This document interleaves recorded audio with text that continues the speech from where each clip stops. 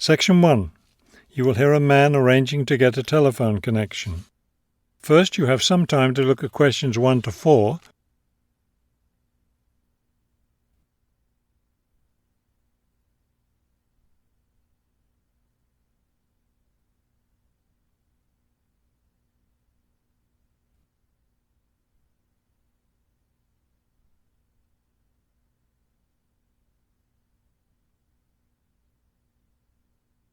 You will see that there is an example that has been done for you. On this occasion only, the conversation relating to this will be played first. This is the ClearPoint Telephone Company Customer Service Office. My name is Ms. Jones. How may I help you? Yes, I'm moving and I'd like to arrange to have a phone line installed. The woman answers the phone. This is the ClearPoint Telephone Company Customer Service Office. So the words telephone company have been written at the top of the form. Now we shall begin. You should answer the questions as you listen, because you will not hear the recording a second time. Listen carefully and answer questions 1 to 4. This is the ClearPoint Telephone Company Customer Service Office. My name is Ms. Jones. How may I help you? Yes, I'm moving and I'd like to arrange to have a phone line installed. Of course. Let me get some information from you first. May I have your name, please? It's Kramer, Harold Kramer. And would you spell your last name for me, please? Kramer. M-E-R. Got it. Okay. Could I have the address where you'd like to have the telephone connected? That would be number 58, Fulton Avenue, apartment 12. Is that a business or a residence? A residence. It's my new home address. Then the type of phone service you want is residential, not business? Yes, it's for my home. All right, fine. Now, let me get your employment information. Who is your current employer? I work at the Wrightsville Medical Group. Then your occupation is doctor? No, I work for the doctors. I'm the office manager.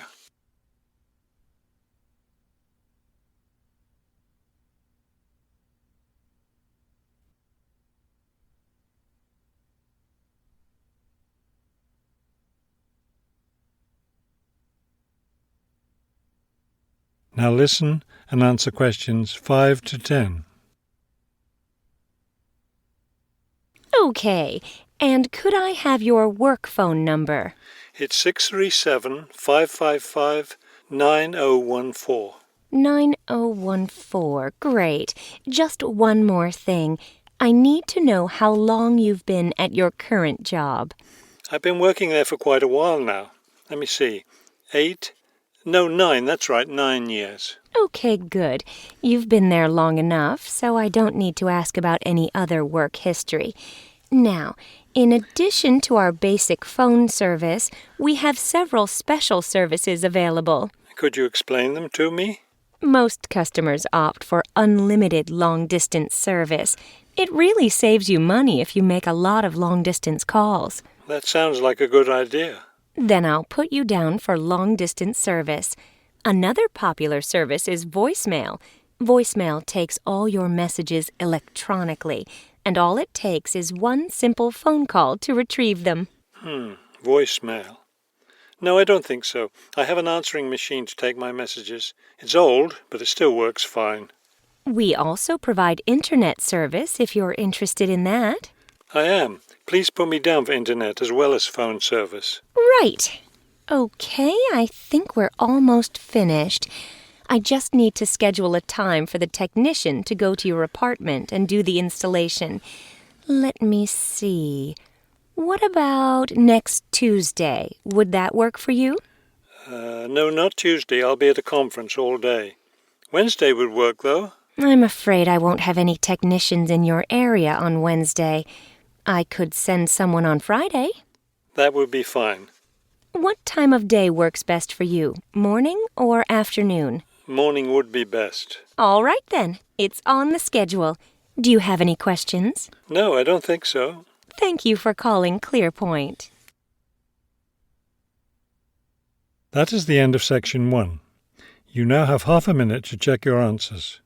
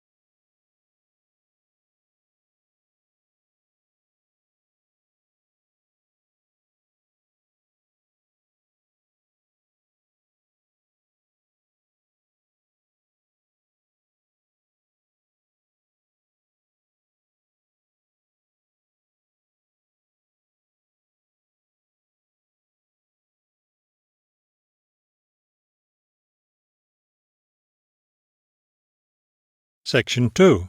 You will hear a radio interview about an upcoming fair. First, you have some time to look at questions 11 to 14.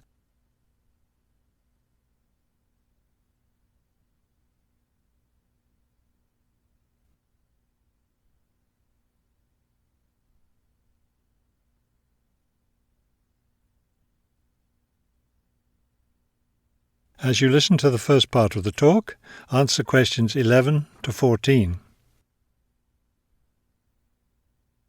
Good afternoon and welcome to City Hour, the radio show that brings you all the latest information about events in and around our city.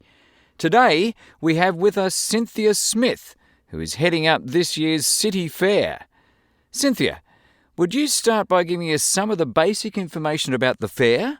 Where will it take place this year? I'm glad you asked that question because I know most people will be expecting the fair to be at the fairgrounds as usual, but we've had to change the location this year due to some construction work.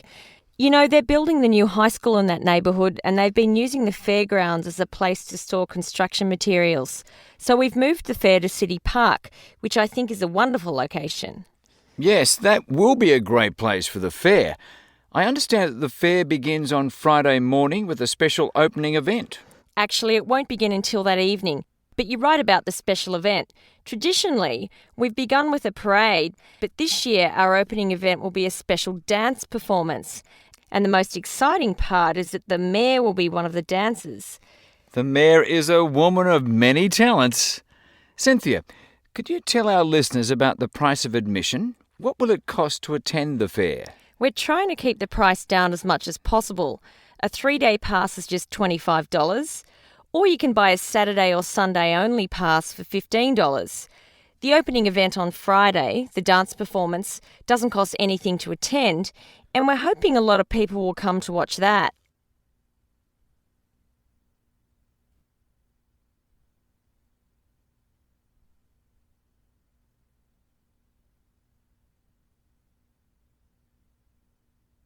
Now listen and answer questions 15 to 20.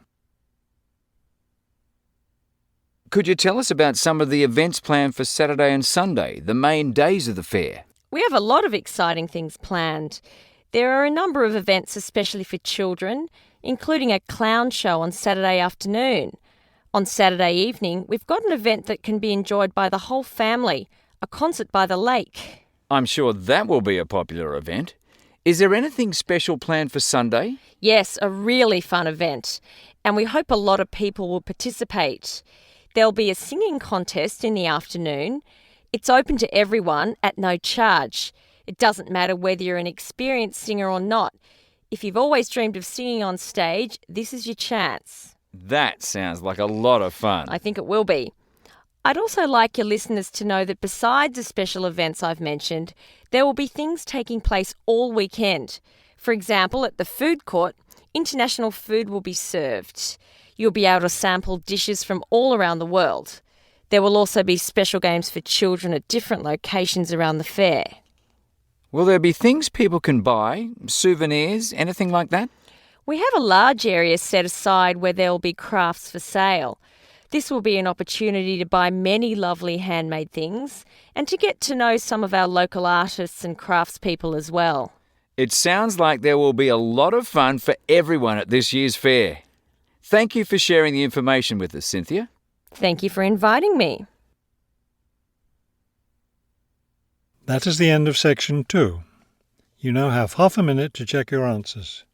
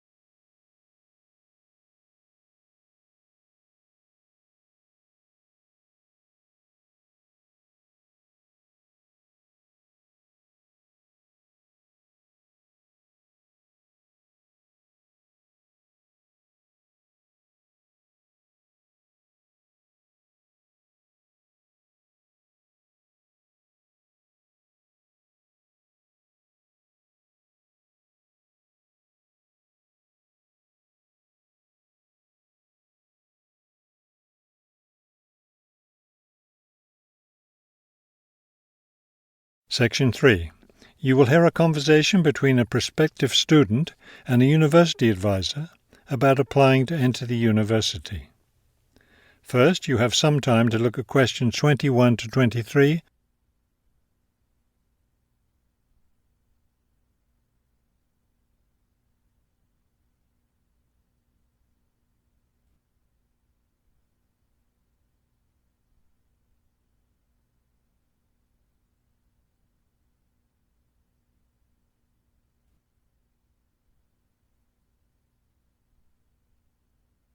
As you listen to the first part of the conversation, answer questions 21 to 23. I'm interested in entering your business administration program, and I'd like some information on how to apply. I'm a little concerned because I've been out of school for a number of years. That could actually work to your advantage. It's possible to get academic credit for work experience if that experience is related to courses in our program. I've been working in business for several years. How would I get academic credit for that? First, you'll need to read the university catalogue to see if any of the course descriptions match your specific job experience. For example, if you've worked in accounting, you may be able to get credit for an accounting course. So then what would I do? You would write a summary of your work experience, relating it to specific courses we offer. Submit that to the admissions office with a letter from your work supervisor confirming your experience.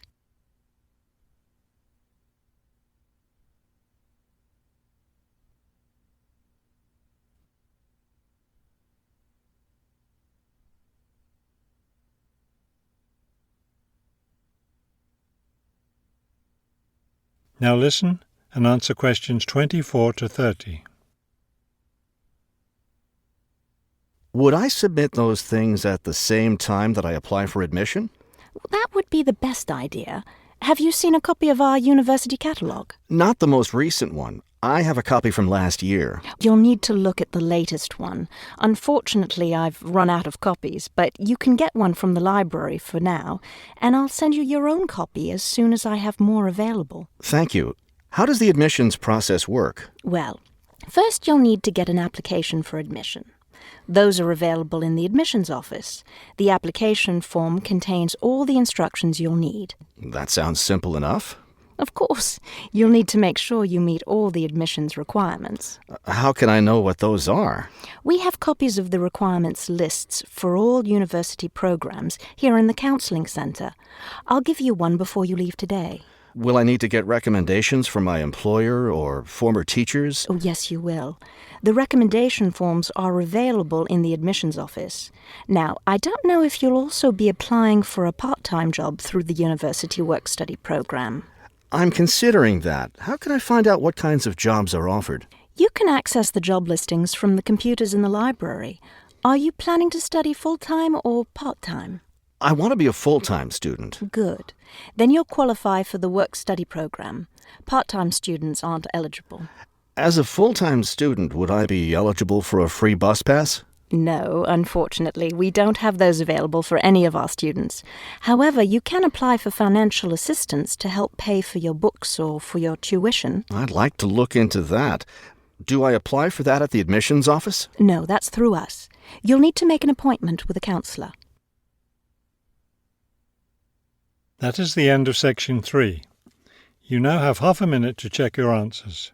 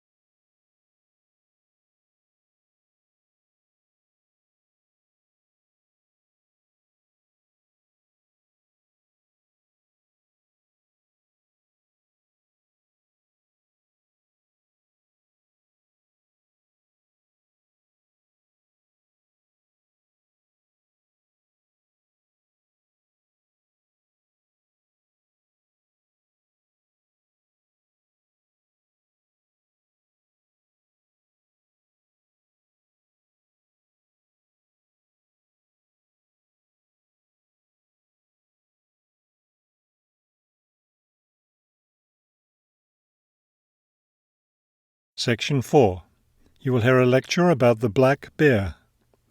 First, you have some time to look at questions 31 to 35.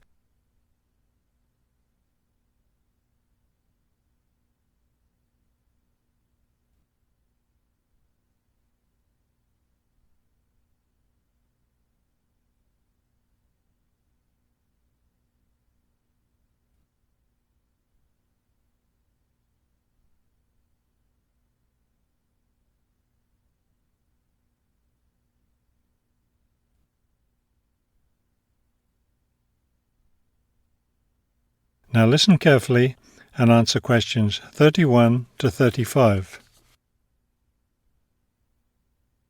The black bear, or Ursus americanus, has a wide range, inhabiting forested areas of North America, including Canada, the United States, and parts of northern Mexico. Black bears are omnivores, getting their nutrition from a wide variety of plants and animals. The particular foods any one bear eats depends on what's available in the area where that bear lives, as well as on the season of the year. Generally speaking, plant foods make up 90% of the bear's diet. The rest of its meals consist of animal foods, such as insects and fish. Bears have a relatively long gestation period. Mating takes place in the spring or early summer, but bear cubs aren't born until the following winter. Usually, 2 cubs are born at a time, although some litters may have as many as 5 cubs. Bear cubs are dependent on their mother and may stay with her for close to 2 years. Wild black bears can live as long as 25 years. They've lived for as long as 30 years or more in captivity.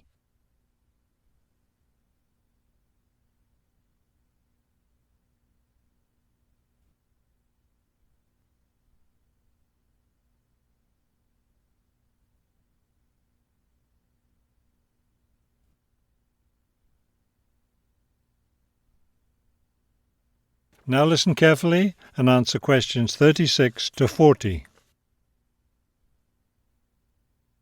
Much of the black bear's range coincides with the range of its close cousin, the grizzly bear. Although these bears are somewhat similar in appearance and habits, it isn't difficult to tell the difference between them. Colour isn't necessarily a distinguishing characteristic, as both species of bears occur in a range of colours from almost blonde to dark brown or black. Many black bears, however, have a patch of fur on their chests that's lighter in colour than the rest of their fur. Grizzly bears don't have this patch. Size isn't always a distinguishing feature either, although grizzly bears are usually heavier with an average weight of 225 kilos. Black bears average 140 kilos in weight. Grizzly bears spend time digging in the ground for roots and tubers that make up part of their diet. The large muscles they need for this give them a distinct shoulder hump. This hump is absent in black bears, which don't do the same kind of digging. The shape of the face and ears is also different in each species of bear. Grizzly bears have a depression between the eyes and nose, and short, round ears.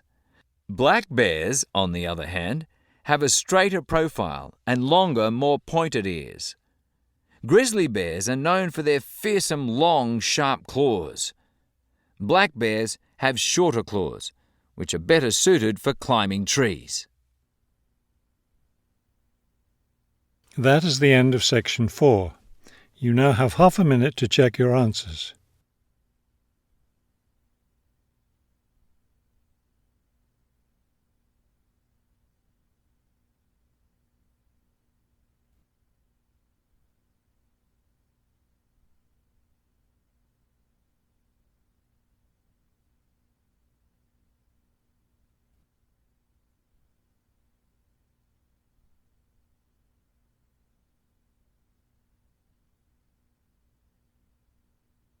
You will now have 10 minutes to transfer your answers to the listening answer sheet.